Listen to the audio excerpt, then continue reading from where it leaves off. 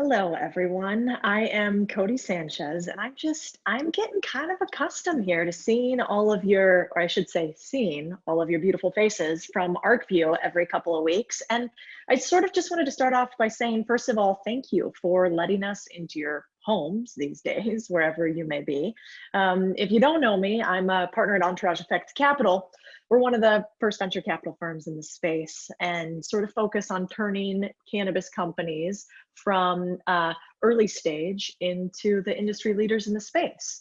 We do this specifically through turnarounds. And the reason I thought about turnarounds today is because it feels like the world is maybe starting to turn around a little bit. I hope it's starting to feel like that for you too. I look out the window and the sun's shining here in San Diego today, and we're opening up bit by bit.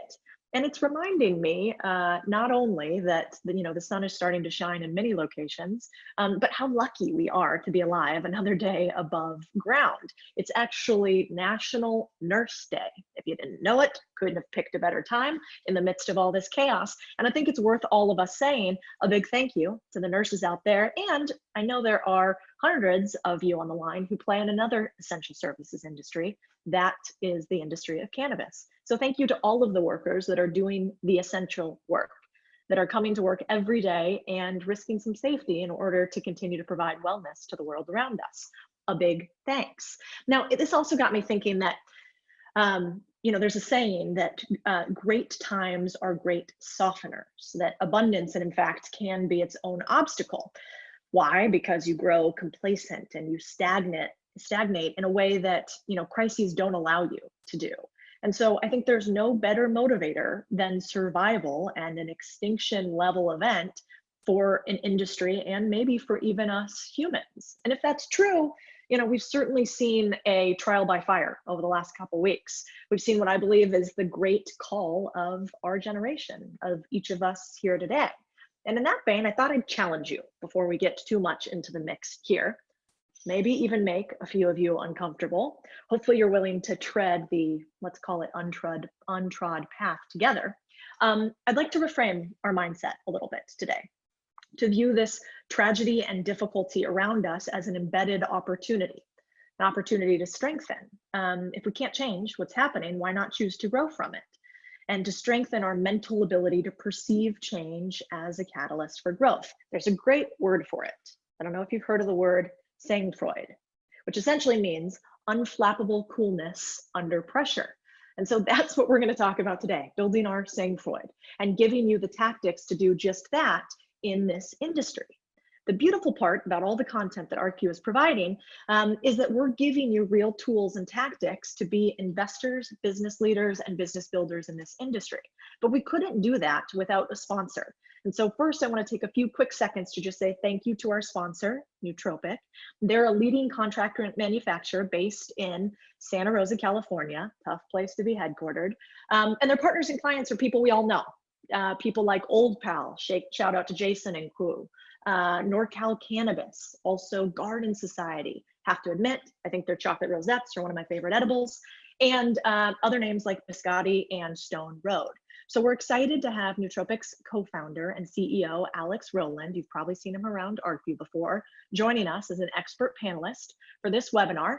And then he's going to close out the day with Q&A in Jake's sponsor corner. So head over to nootropic.com to learn more, or connect directly with Alex at nootropic.com.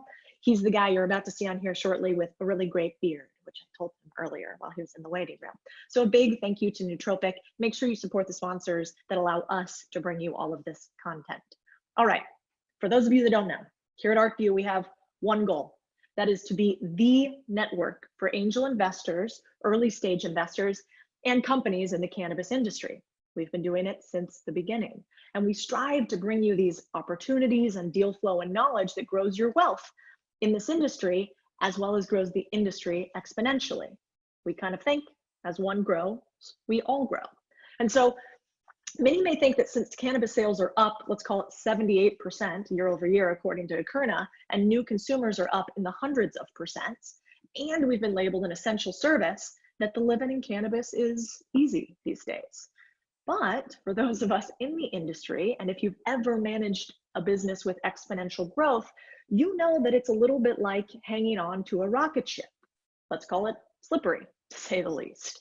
So today we're going to discuss how to hit scale sustainably. If you've ever run a non-cannabis CPG business, you know how hard it is to just simply ramp up supply chain operations without letting costs run out of control, set up logistics networks, build and negotiate supplier bases, manage contracts. Then you add on the uncertainty in this regulatory environment. Then you add on the fluctuating commodity prices, and this rocket ship, you need some tools to manage. And so I'm excited to hear from the individuals who have lived the shoes and walked the walk of those who manage rocket ship-like businesses and are here to serve them. So let me tell you who you're going to be hearing from. Our first individual is Matt Barron. Matt is from 1212 Ventures. It's a cannabis-focused venture capital fund that really prioritizes globally scalable brands, businesses, and technologies. And they maintain a strategic partnership with a brand you might all have heard of before called Cookies. And they look to invest in companies with communities of passionate followers. Excited to have Matt. He's going to be our moderator. Then we've got Jack Grover. He is the founder and CEO of Grove Bags, a cannabis packaging company.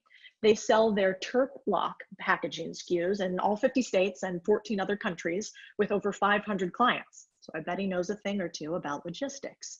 He works with some of the industry's top names that you might recognize, names like Native Roots, Summit, East Fork Cultivars, Willow Industries, Medicine Men, to name a few.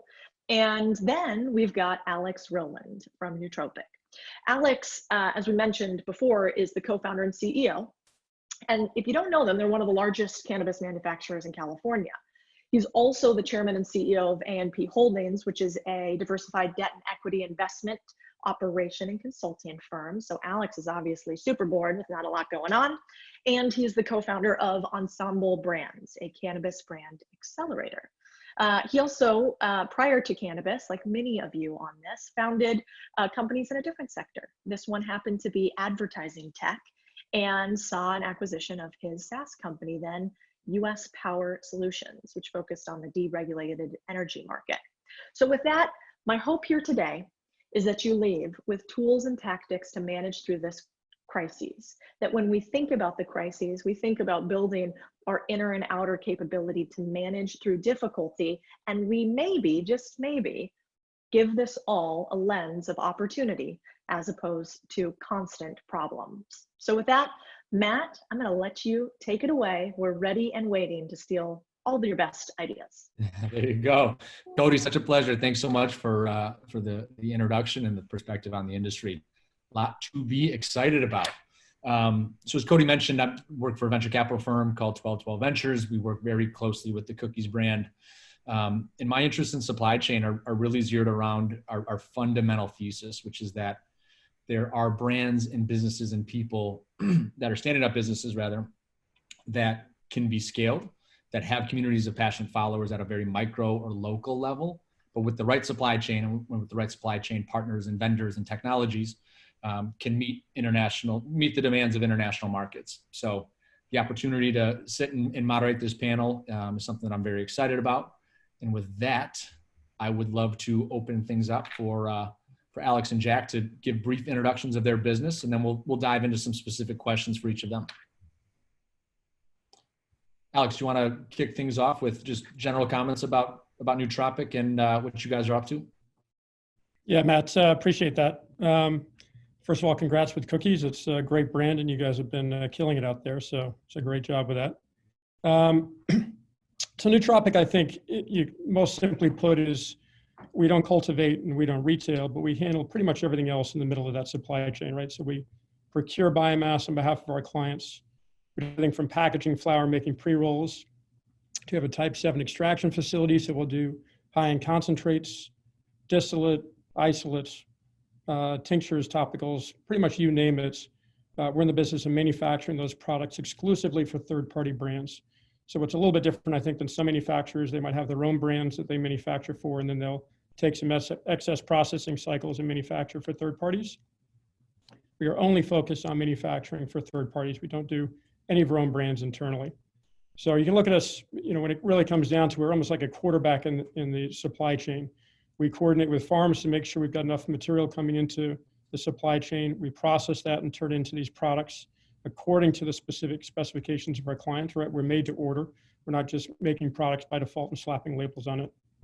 So we build products according to the specific requirements of our clients. We package it in their packaging, and we then handle the process of getting that down to fulfillment agents that'll handle the last mile delivery out to the specific retail channel. So one of the close analogies on the tech side, my background is mostly in tech and enterprise software, is we're kind of like AWS, but for cannabis, right? It's a piece of infrastructure you can tap into as a brand, and you can essentially grow infinitely on our platform without having to go through the very expensive, time-consuming process of setting up your own infrastructure. Excellent. Excellent. Jack, can you give us a little background on Grove Bags? Absolutely. So Grove Bags was founded a little over 4 years ago. We focus primarily on flexible packaging for the cannabis industry. We also do quite a bit of sourcing and procurement for our customers in terms of labels and pop tops and all of those other SKUs. We're best known for our Terplock film, which is a modified atmospheric film specially engineered for cannabis. What it does is without the need for nitrogen flushing, humidity packets, anything like that, it naturally regulates an internal microclimate of 58 to 62% relative humidity in an antimicrobial, anti-static environment. So it really maintains the best expression of the plant. So medicine that's stored in our products is we found to be 40% more potent than other storage methods. So we work with cultivators all around the world on their back-end supply chain in terms of the Terplock products. Excellent. Thank you. Thank you. So generally speaking, I'd love to just dig into the two of you as individuals, what you're pursuing within the supply chain, who you're partnering with as supplements to the work that you all offer, and really speak about the intricacies and what differentiates cannabis specific supply chains versus other supply chains. So Alex, if you don't mind, I'd love to just kind of dive into Nootropic with you specifically. One of the questions that I have just right out of the gate is, you're an individual who's sat on both sides, right? As an operator and as an investor, right? A lot of background and experience evaluating companies, conducting your own diligence, and then ultimately opining as to whether or not they're worthy of your dollars. What about cannabis? What about the idea behind Nootropic, the genesis of Nootropic, motivated you to actually get onto the operator side of the table, roll up your sleeves? And what was so compelling about cannabis supply chain and in this specific value proposition that you all have created to get you back into operations? Yeah, Matt, so I appreciate that. So yeah, I was in media and entertainment before this, mostly focused on building software platforms for that market. And we were getting to the end of kind of 2014, 2015, and we're seeing margins compress in that market, and Google and Facebook kind of eat the planet. So we're looking for another place to kind of plant our flag. And I've been looking at cannabis for some time, but frankly didn't know much about it other than being a kind of casual consumer. But spent about a year literally driving up and down the state, talking to different regulators, operators, going to dispensaries, and trying to get an understanding as to what was going on. And I think what became absolutely apparent to us is that more and more products were going to start having to go through some sort of manufacturing process before they reach the consumer, right? You weren't just be able to sell bags of cannabis out to a dispensary, right? That's not the way things are going to work. So as we started to see regulations ramp up, we said manufacturing is going to be kind of a fulcrum of this market, and there's a lot of value to be had in building, really a CGMP focused manufacturing complex that can serve brands in the space. Absolutely. And frankly, in all our travels, we looked at a lot of different companies, and we saw that space being massively underserved. We just didn't think it was very mature. There's a lot of cultivation capacity, a lot of action around retail, but not a lot of action around manufacturing and processing, at least not the kind of level that I think would be required under the new regs. So we felt like it was underserved. It's very, very difficult, expensive, and time consuming to set these facilities up. So we felt like, once we could get up and into the marketplace, we'd have a very defensible position. And the great thing about these businesses is they're very annuity driven, right? I love businesses that you sign long-term contracts and you can start to plot out your revenue trajectory moving forward. So as an investor, I know that that's a great place to be as an entrepreneur. And that's really why we're focusing a lot of attention on there. So, we felt in general, at the end of the day, if we did that job really well, it'd be very tough for other people to replicate. And I think we're seeing that to prove out to be accurate. That's great. And I know that the CGMP level manufacturing practices is something that's important to you all, a differentiator for Nootropics. Can you just tell us a bit more about what that designation means and why that's such a differentiator for you and your business? Yeah, sure. I mean, so, CGMP it's a federal designation, right? It's something that's managed by the FDA. So we're not going to go through a process of going through certification, at least at this point in time. But like the guy that manages our operations, Todd Christian, fantastic guy. Todd comes out of a pharmaceutical background. He spent a lot of time in cannabis out in Colorado building these contract manufacturing operations to produce, everything from concentrates to food to packaging, flour, and the like. At the end of the day, while we're not governed by the Fed, we can still aspire to live up to those specific standards, because to us, if this, cannabis has become a commonly consumed, whether it's something that people treat for medicinally or use recreationally, it's got to be safe to consume. It's got to be coming in specific dosage. And all those different things, I think, bring us back to how do you actually do that successfully? And we can borrow the regulations from food and drug to help shape how we actually go about the process of building these facilities. So everything that we do, we focus on CGB compliance.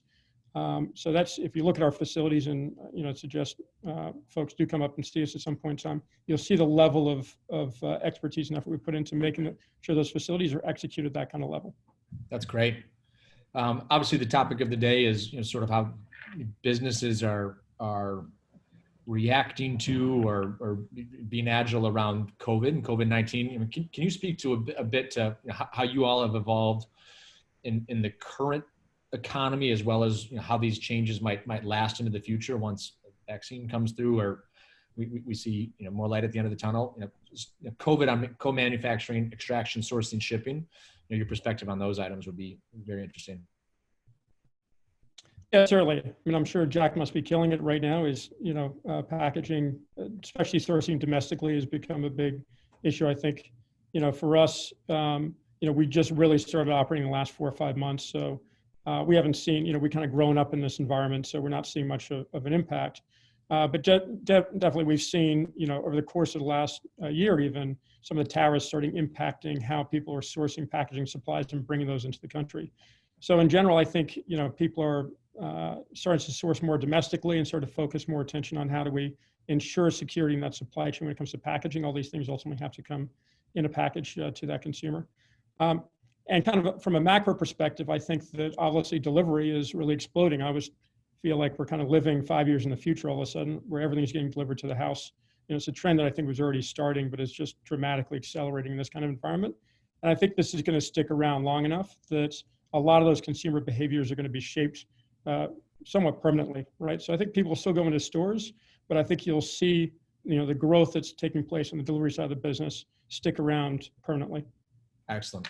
And I was actually, your last comments made me think, to some degree, Nootropic, you're almost sitting in, there's almost an investor element to where you sit right now. Can you speak to how you evaluate which brands to partner with and to bring into sort of the Nootropic universe? I think there might be some folks on the line that are thinking about how to scale their business, and what are some of the things that you as a supply chain partner look for when determining whether or not brand A versus brand B is a better fit for you? Yeah, it's funny actually, when we first started having brands come in and see the facility and talk to us, a lot of times initially, it was almost like they were interviewing us to see if we were going to be good enough to take on their business. And I'm like, well, it's actually kind of the other way around, right? I mean, there's limited capacity, at each step of the way. We've got to constantly invest to increase the size and scope of our facilities, and those are expensive to put in place. So we want to make sure that we're allocating that capacity to brands that we know can grow and grow successfully. So I'd say in general, we tend to focus on kind of 2 primary segments. It's either brands that have already exhibited traction in the marketplace, either here in California, right? We can see they're in a lot of doors and they're moving a lot of products. Or they're brands that have been successful in other states like Colorado or Washington or Oregon or, Michigan to a certain extent. And some of these markets are starting to get some scale. We can help bring those brands into California, expose them to this market. Or it's, we'll do business with startup companies, but they tend to be companies that have substantial financial backing that we know that can go through the process of scaling consumer demand around their product, because we're really designed for operating scale. it's very, very difficult for us to serve little brands that are going to remain small. So we want brands that can exhibit that growth potential, and that's what we're going to focus our attention on. And on that, are there any, 2 or 3 specific things for those brands that are very early stage, that are looking to have some breakthrough moment? Like, are there 2 or 3 characteristics that you've seen, somebody pitch you and it's just not a good fit, but 6 months later, rather, they've done, A, B, and C, and all of a sudden they're a much better potential partner for Nootropics? Yeah, I mean, I always advise brands, like, definitely get in now. It's a very chaotic time in the market, right? So I hear a lot of people talking about, well, maybe I'll wait or something.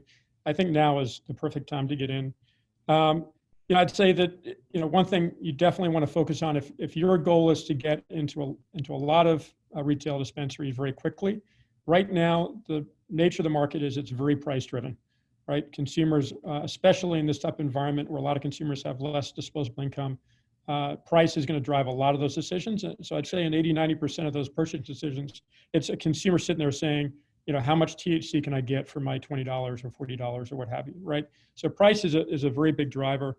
I'd say as a brand, you want to be very tax optimized. So people who have, gone through the process of understanding what 280 really does to a business, and make sure they've optimized their business around making sure they're doing everything possible to avoid being exposed to 280 tax, I think is absolutely critical. Because if you're fundamentally a brand, you're a sales and marketing organization, and if you can't, deduct your SG&A from your taxes, it's basically going to crush your ability to market. 2 other things I'd say is, a lot of brands come in and say, well, we're just going to go ahead and partner with this distributor, and they're going to handle all of the sales function into the retail accounts. And that very rarely ends in anything but tears, right? It's a very, very difficult thing to just outsource that entire function. And to me, fundamentally, what a brand does is they design products, they make sure they've got a great product to bring to market, but they know how to build consumer demand around that product. And that comes down to selling, being able to get out in the field, talk to dispensaries, talk to consumers, sell a product, and see what's going on the ground. So it's absolutely critical to have that. And then the last thing I'd say is obviously pick an absolutely fantastic manufacturing partner to help you scale up, right? Yeah. The demand generation to me absolutely resonates. I mean, you could be building a brand in a shoebox, but if you have people lined up down your street every time you drop product, I mean, that's just something that is a big, bright, shining star for us. Because I know with the right supply chain partners, right, we put money into Backbone, another supply chain technology company. We know that with folks like Nootropics, with Grow Bags, with Backbone, you can scale that. If you could just capture that lightning in a bottle, even at a very, very small scale, there are partners and technologies that can enable you to put your products on the shelves of Tel Aviv. This is great, Al. Thanks so much, Alex. I appreciate it. Jack, I'd love to dive into Grove Bags and get your perspectives on the market as well. Anything you want to kick off right out of the gate on? I'd love to hear some of the challenges that you specifically have experienced, are experiencing. Yeah, absolutely. I think Alex touches on a lot of great things that I all want to get back to. But packaging, in my opinion, and I'm sure you'd agree, with your organizations, really lays on, it is the most important layer in the supply chain spectrum at its base. It's in everything from enabling transport to helping to enable in-process manufacturing to point of sale presentation. And it enables all of this by safely transporting products, presenting them to customers, but it also strengthens the durability of the supply chain and even extends the supply chain. So with the enormous problems that are resulting from COVID in terms of international sourcing and international supply chains, Alex is right. We've seen a tremendous amount of volume come back to the United States. And we've really been reminded of our responsibility to the customer. And that's trying to build proper expectations with our clients that we are living in abnormal times. And every client deserves to know that and have transparency in that. And we do our best to serve them and help them strengthen their business, because a business is only as good and it can only scale as much as its core partners allow them to do. But it's a very challenging time. There have been massive changes in consumer spending. For example, we do not proactively go out and solicit non-cannabis business because in flexible packaging, there's about 3-4% compounded annual growth in food, but there's 30 to 35 in cannabis. Well, we've been doing a lot of food because half of Americans, usually half of our, annual monthly spending as Americans is in restaurants. Well, that's all moved to packaged food, whether it be grocery items or stuff that's, ready to be heated up and consumed. So there's a huge amount going on there. I think the dust is going to settle in a lot of different ways. And I think that has some big implications in terms of strategy. We've got people reassessing their supply chains, and that's everything from vendors establishing redundancy, stress testing your domestic suppliers and your international suppliers. I think we're also seeing a lot of companies in cannabis, which sometimes forget a really good supplier is to many companies more important than any one customer. So I think really there's a new perspective on partnerships with packaging providers and any other sort of ancillary product provider and service provider to these firms, because they really are critical to their success. Excellent. And what, on that front, a lot of people I think would incorrectly make a statement that, packaging is packaging, compete on price. Can you speak to some of the things that you've done just strategically at Grove Bags to differentiate yourselves and stand out in the marketplace, make you all a more compelling partner? Absolutely. We've certainly always hammered our American-made domestic source angle.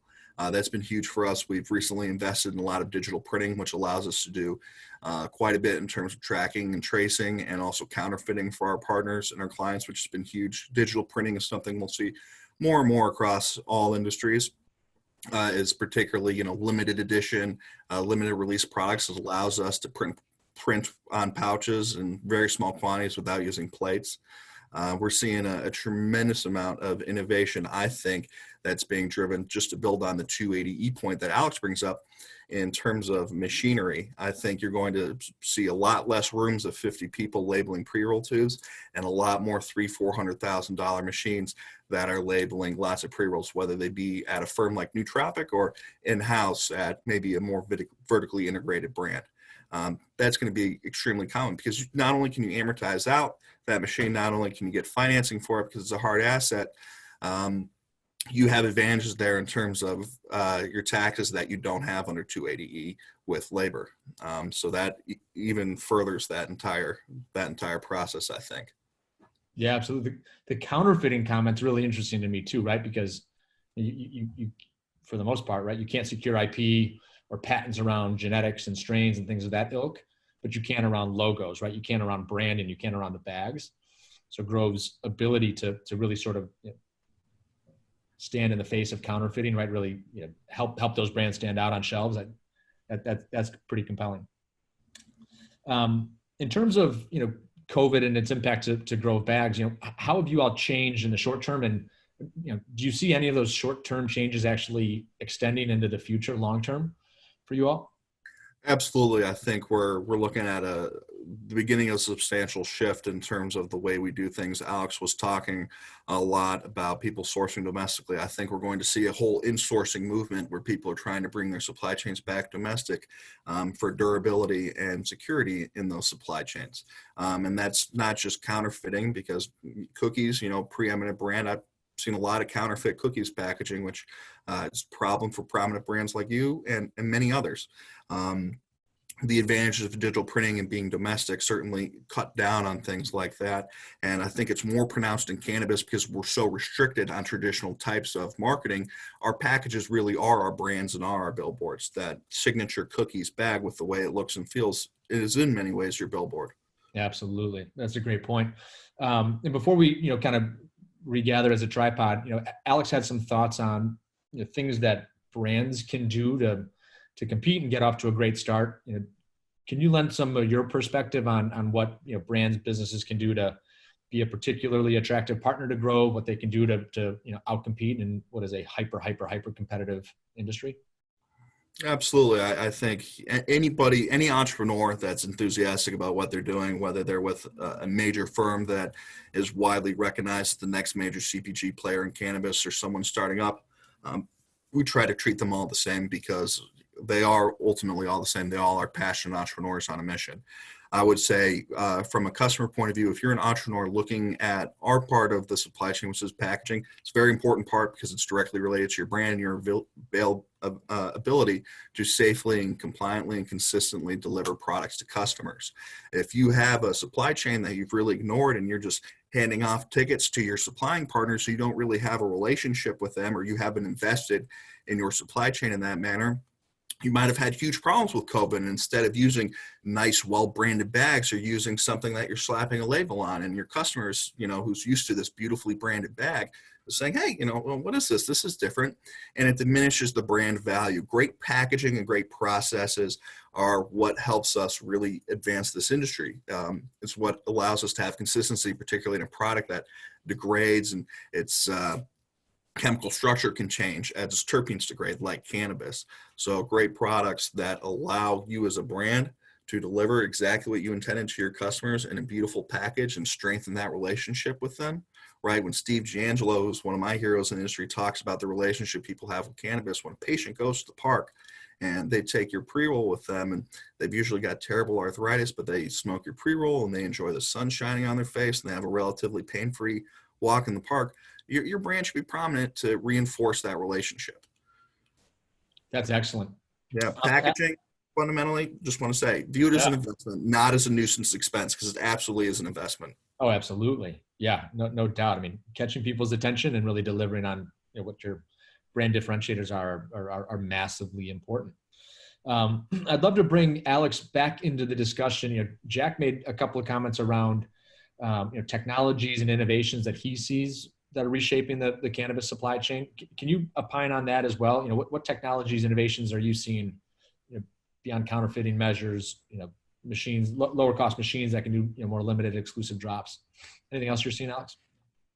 Yeah, no, definitely. But I think, again, coming from a technology background, I'm very focused on what technology does to automate supply chains and make things move more rapidly. And I think what you're seeing is the market fundamentally shift from one in which you had all this vertical integration, right? So one company was growing, they were manufacturing, they were packaging, they were doing pretty much everything in-house.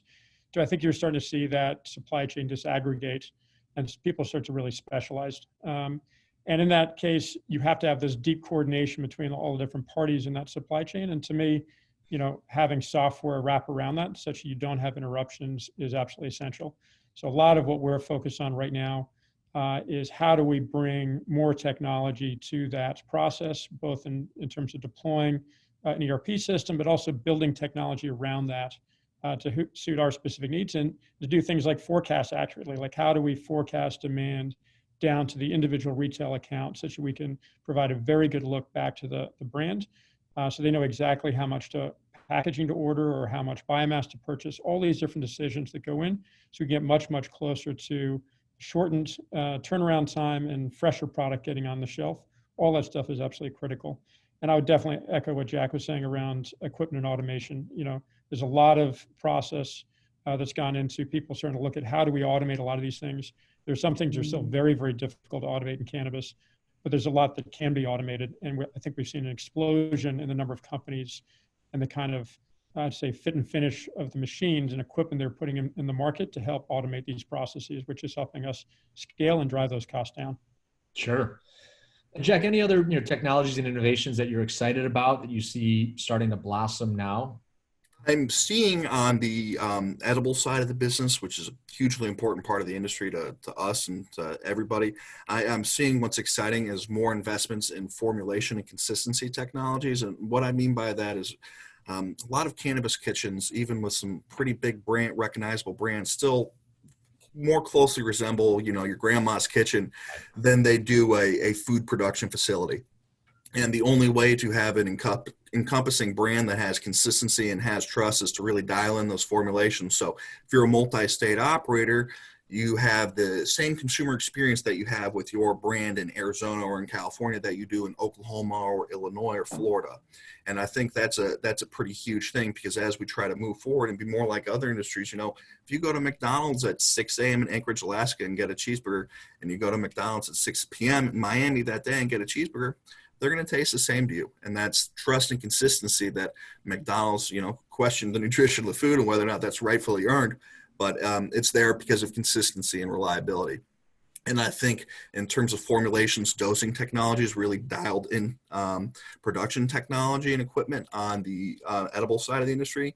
That's going to continue to grow and really standardize things on that end. And it'll move a lot more towards being that, food production facility that we see at like a Kraft Heinz or something like that.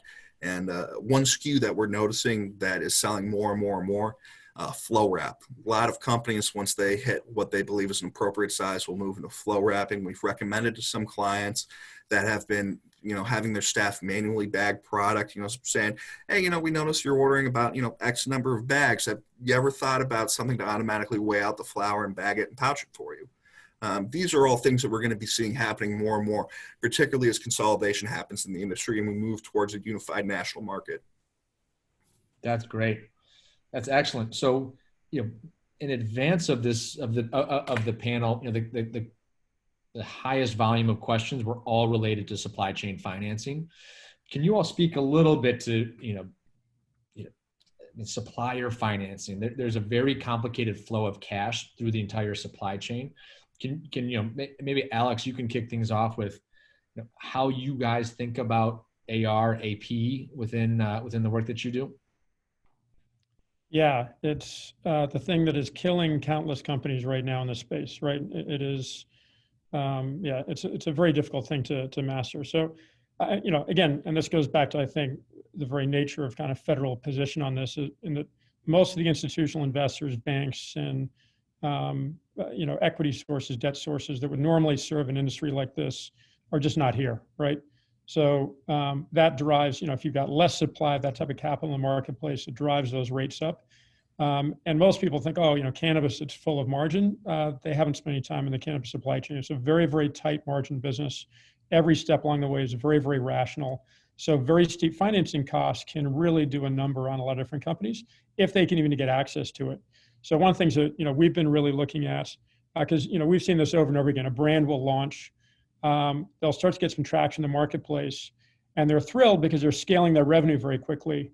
But once they start to look at their receivables base balloon over time, they lack the cash necessary to reinvest in additional product, and they get these gaps in their supply chain, right? They can't supply those retailers consistently, and they start getting dropped in those accounts, right? So you see this explosion of demand, and then that's followed fairly precipitously a collapse in demand, and those brands go away, right? And it's very tough for them to recover from that kind of situation, because once they've been through that experience, the retailers, they can rarely recover. So what we've been building into our platform is, and I feel like this is almost as important in our sales presentation to brands and help them understand, is really managing all of that inventory load and the receivables for them. So, when someone comes to us, if they're outsourcing that production to us, at the end of the day, we're the licensed entity. We're buying the biomass. Right. We're, purchasing the packaging or basically holding that on our balance sheet for these companies. We're paying for all the testing and the labor. So at the end of the day, it's our product, right? We've built this product. We're building out, again, to the specifications of the brand. And then we're handling the actual invoicing downstream at the retail account, so we can manage credit risk at a very granular level at the individual retailer, and we can handle collections back and then push cash back up to the brand. So in that way, all of a sudden, as a brand, again, they don't have to sit there and manage all of that inventory financing, all that receivables financing. And that's just built into our platform, right? So we kind of package that along with our service. And that's been something I think that a lot of brands have been waking up to and saying, why do I have to go out and raise millions of dollars of equity, which is very, very dilutive and expensive, simply to manage inventory, right, to support growth? Mm-hmm. Very, very tough for people to do. That's a massive value add to brands. Thank you, Alex. Jack, can you speak a little bit to the work that you and Grove Bags do to help improve the payment process with the folks you work with? Absolutely. First off, reverse factoring, very common among large players. If you're Amazon, you represent 5% of the boxes used annually in the United States. You can push out 180-day terms, and you can really have your suppliers act as banks, and you have quite a bit of leverage.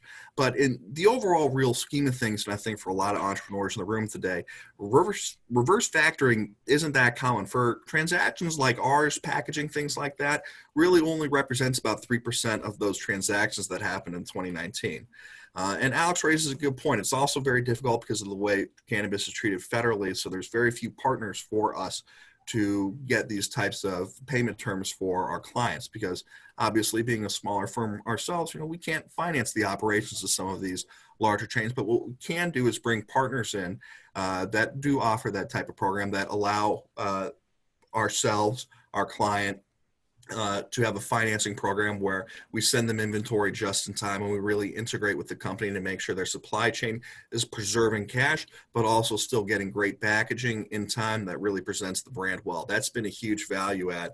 But payment terms, very difficult in cannabis. Cash is really hard to access right now. Not everybody can do, sale leasebacks and things like that to generate cash. So we do have customers that go delinquent with us. Thankfully, it's not very common, but it does happen. I think you'll see a lot of packaging companies are going to be afraid to do that type of financing, because look at Kush Files, for instance, their latest quarterly report, tens of millions in uncollectible sales. Until we have, federal and serious federal reforms on cannabis prohibition, this isn't going away. So it'll continue to be a very attractive service for firms like ours or for Alex and Nootropic to offer. But I see this continuing to be a challenge, and financing equipment and everything overall to be a challenge really until we normalize after federal legalization. Excellent. Gentlemen, deeply appreciate the conversation. Louis, I'd love to push things over to you and open up audience Q&A.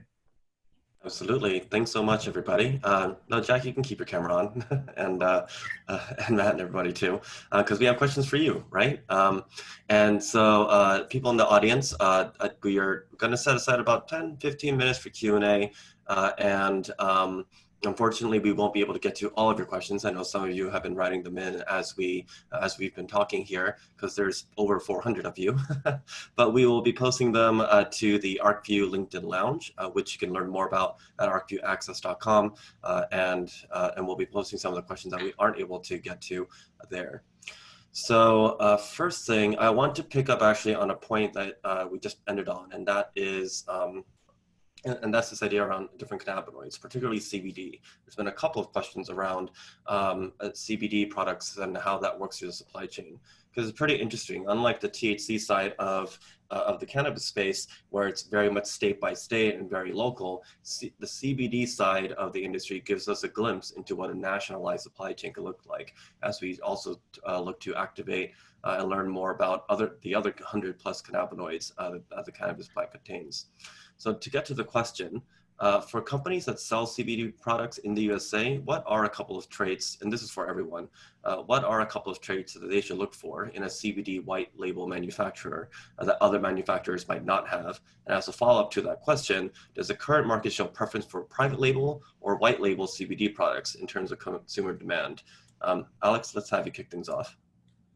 Yeah, obviously, so, CBD is not metric tracked. So at the end of the day, California very specifically bans us from processing hemp in our facilities at this point in time, which is a whole nother discussion to have. But in general, what you're seeing, obviously, with federal descheduling of CBD, you've had an explosion of people cultivating hemp, processing hemp, turning that into finished consumer products and bring that to market. I think on Amazon, there must be tens of thousands of SKUs listed, somewhat clandestinely on that platform for people to purchase. So I'd say, if someone's looking to back a CBD brand, I'd be very, very careful. It's an enormously crowded marketplace right now. So if you're going to do that, you got to pick a team that is an absolute master at social media marketing and building that demand around the specific product, has something very unique, and has an absolutely dialed in fulfillment channel set up. It's a very, very difficult thing to execute on. There's still very complex state-by-state regulations governing where you can distribute this legally within those markets. So even though it's federally descheduled, it does not mean every state treats it the same way. So someone who can build demand, and again, building demand on traditional platforms, you Google, Facebook, the like, is much more difficult than people think. So they've got to be innovative in terms of how they build that demand. So social media marketing to me is one of the primary ways, using influencers and the like. And then number two is, how do I get that into consumers' hands? We're very dialed in fulfillment channel. Very, very difficult thing to do. Makes sense. Jack, what about you?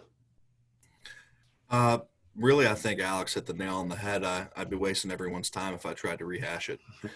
Okay. Matt, do you see anything different about the CBD side of things? No, I mean, I agree. We're very, very brand focused. So I'm the froth for emerging CBD brands is so massive that we're just not inclined to touch it at this point from an investor perspective. Established, cannabis brands that want to expand their product SKUs, that already have that community of passionate followers, that already have loyalty, who just want to open up their additional SKU set.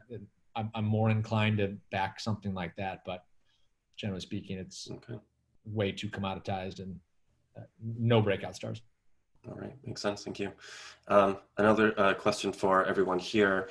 Let's talk about process, because obviously for running any operation along the cannabis supply chain, efficiency matters. So Alex and Jack, how much do you invest in process R&D? I know you touched a little bit about it in your previous talk here, but how much do you actually invest in process R&D percentage-wise? And what are some factors that you decide in deciding how to allocate this budget? And Matt, your question on this topic is, as an investor, when you're looking at use of proceeds or budgets of the companies they're investing in, what sort of metrics do you look for when it comes to investing into process R&D? Jack, let's have you start this one off. Absolutely. So we invest in process in that realm really in two regards, both in our internal process and making sure we can scale with our customers and always serve their needs and, not let them down. But on the other hand, really understanding it from a production side of view for them so we can offer them the best insight and the best advice. We really try to have clients, not customers. And that's an important value add for us, is really understanding how packaging and how these different tools can be used by these entrepreneurs to help aid and scale and grow their businesses.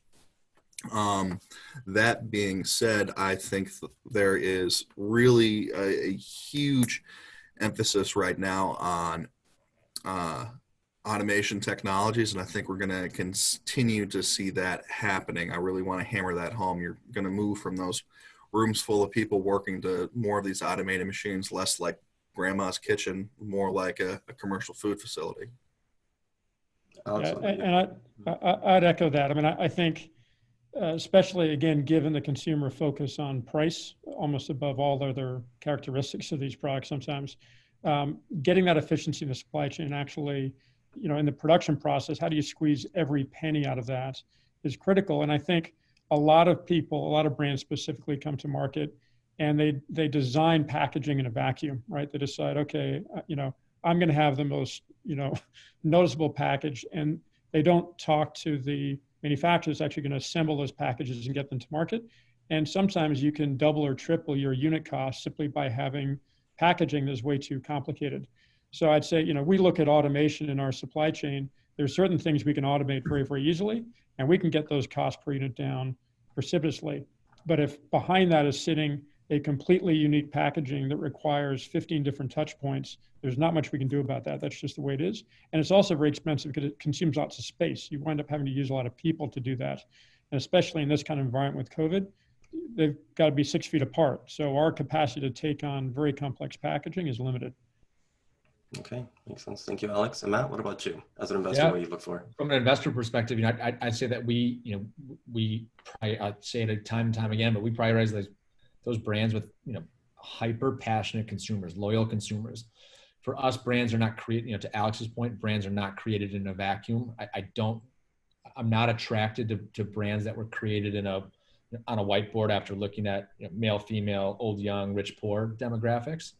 We like those brands that have some buoyancy from a fundamental flower, fundamental genetics perspective, and then outsource the supply chain. I mean, put it in the hands of guys like Alex and Jack, sincerely, because it's just, it's out of most folks' purview to appropriately manage that stack. It's too complicated, way too expensive. Okay, all right, makes sense. A couple of questions have come in about sustainability, right? Everything from the use of hemp bioplastics or reducing plastic use in the supply chain and in the cannabis space. So tell me your thoughts about how maybe the cannabis industry is approaching that differently, if there's some opportunities for growth there and things like that around sustainability. Alex, maybe you could lead this one off. Yeah, certainly. I mean, I think at the end of the day, we deliver units according to the specifications of our brand partners, right? So the brands come in and say, here's what we'd like to do with the packaging. Here's what goes in that packaging. Here's our specific proprietary processes. Here's our price points. So we're building to order. So a lot of times, whatever we're doing to tell a brand, you should look at sustainability. Oftentimes they're just purely looking at cost.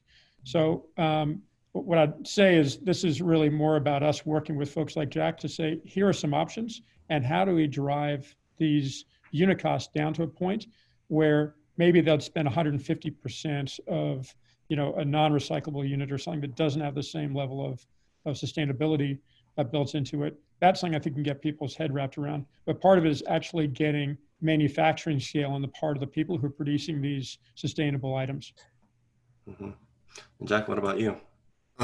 Phenomenal question, and building off what Alex said there about scale. The packaging industry does deceptive marketing practices and claims just like any other industry, food, whatever you wanted to compare it to. So when somebody says, oh, this package is made out of hemp, it might have 10, 20% hemp. We have virtually no 100% packages, 100% hemp packages. I think cannabis, though, has certainly brought bioplastics and sustainable packaging even more to the forefront of a lot of consumers' minds, and it's certainly important with a lot of brands. And it's something that people always consider cannabis users, to be socially aware and environmentally aware and good custodians. Well, that doesn't necessarily always translate to brands, because really good sustainable packaging, as Alex said, is very costly. We have biodegradable child-resistant packaging. We have recyclable child-resistant packaging. We have non-recyclable packaging that we offer to a few firms, and it really depends on what they're looking for and what the cost is. I think we're going to continue to see more and more bioplastics, particularly as more research is done into hemp, and we can have consistent inputs for hemp. Right now, we can't make our products out of hemp-based bioresins because we can't consistently get hemp-based bioresins to put through our film extruders. That's why you're really only seeing hemp and packaging in rigid containers right now. All right. And Matt, do you have any thoughts about the intersection of sustainability and the cannabis space? I mean, from a moral and ethical perspective, waste and gluttony, generally speaking, I'm just averse to. You look at what Cookies does, the vast majority of Cookies revenues are derived from flour products. Single-use plastics and things of that ilk, they just don't command shelf space for that brand. And that's where my priorities are, flour-based brands. Okay, makes sense. Thank you. And with that, thank you so much, gentlemen, for answering all the questions. I know people in the audience, we weren't able to get to all those. Like I said, we'll be posting that to the Arcview LinkedIn Lounge. If you look for the Arcview Lounge, search for it on the LinkedIn toolbar, then you should be able to pop it. You should be able to find it, or you could find a link there at arcviewaccess.com. But with that, I'd like to bring on next Jake Kuzaruk from our team. He's the VP of Business Development for Jake's Sponsor Corner, where he'll be digging deeper with Alex Rowland of NewTropic. So take it away, Jake. All right, Alex, thanks for joining us today. I know our audience sincerely appreciated those insider insights you were able to share during the panel. And without further ado, let's break into some questions that I know are top of mind for us all. What area or areas does NewTropic really specialize in? What's your killer feature that separates you from the other manufacturers in the space? Yeah, sure. So I think it's first important to understand what it is we do, right? I think a lot of people look at contract manufacturing, they think we're a toll processor, an extractor, we do some discrete thing. The fact is we're doing everything from sourcing material for our clients, we're processing that material, we're providing extraction services, refinement services, infusion, packaging, palleting, shipping, the whole thing, right? We're really coordinating all those different activities. So at the end of the day, the brand doesn't have to do a whole hell of a lot with us other than, again, get those shelves, get the demand built in those shelves so we can actually fill those shelves as quickly as possible.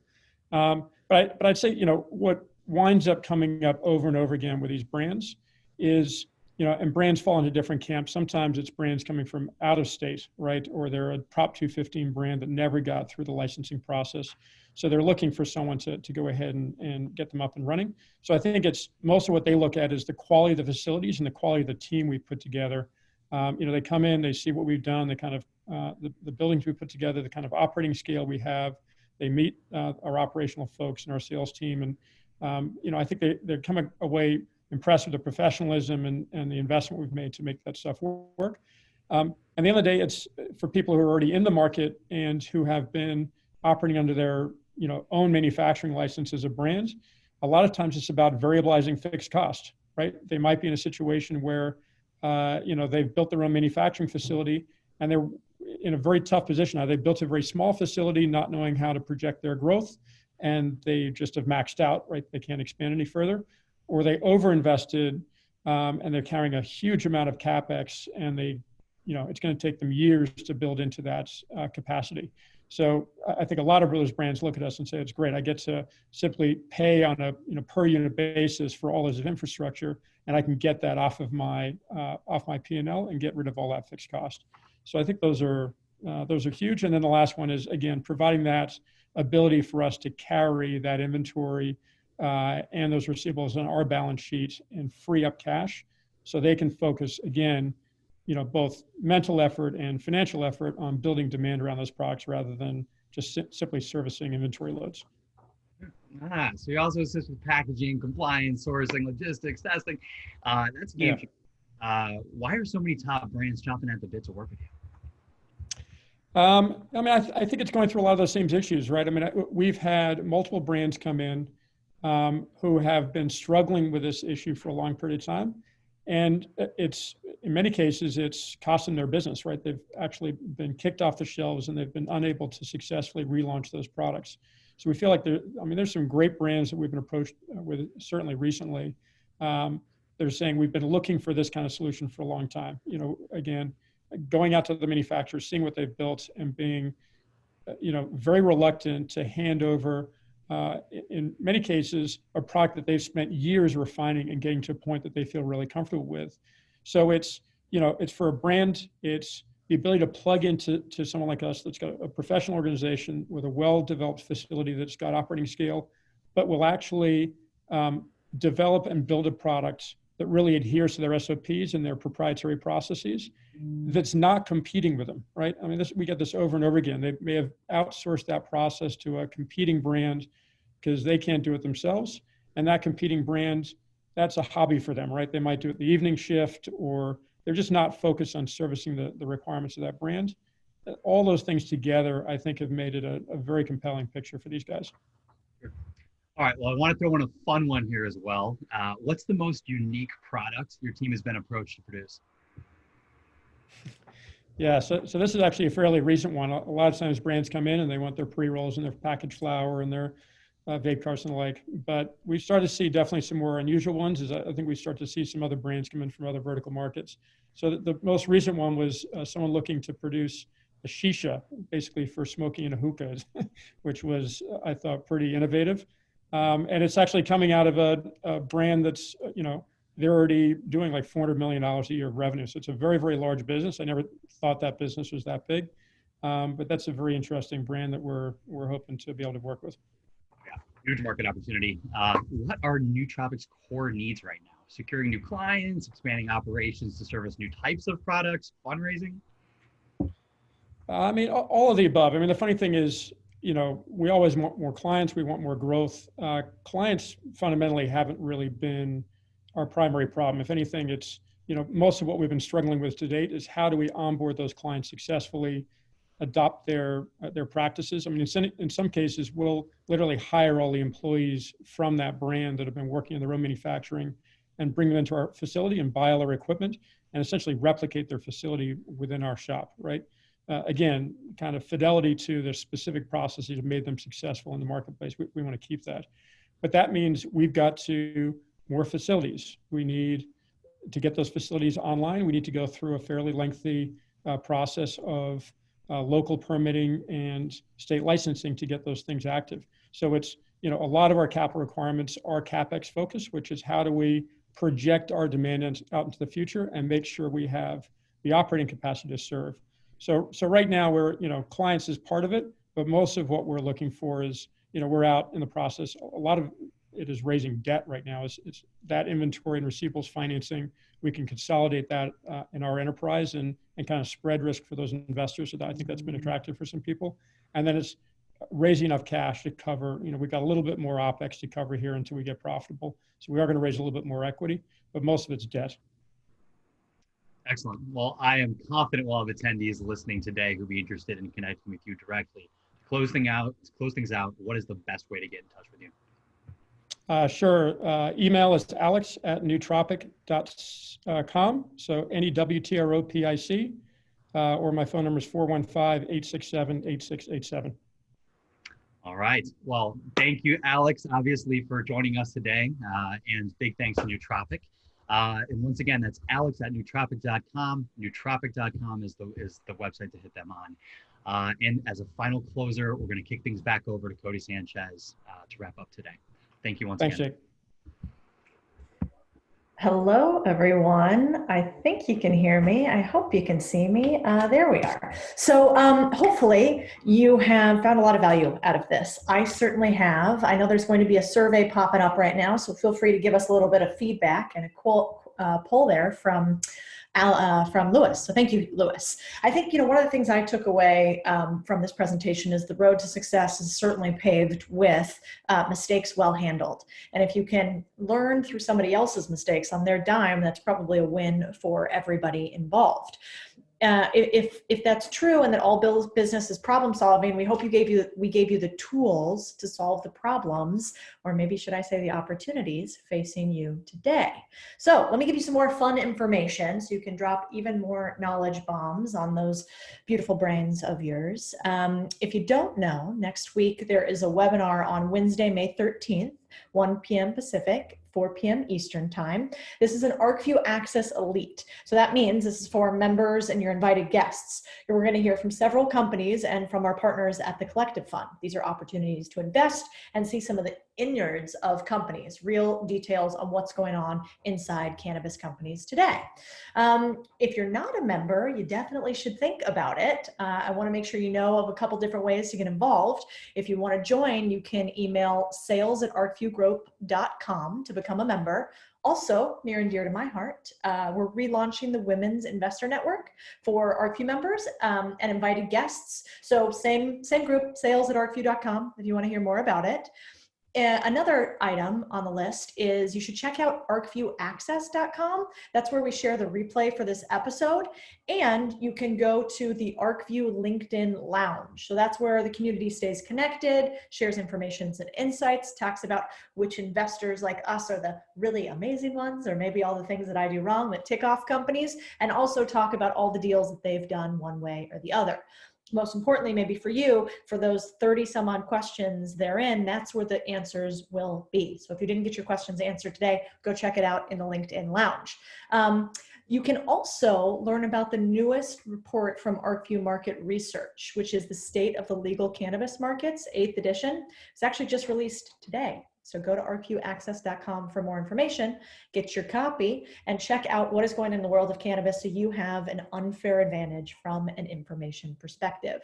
With that, thank you for joining. I'm Codie Sanchez. This is Arcview. Please get in touch with us. We want to hear how to make this and every engagement better for each of you. As one grows, we all grow. Thank you.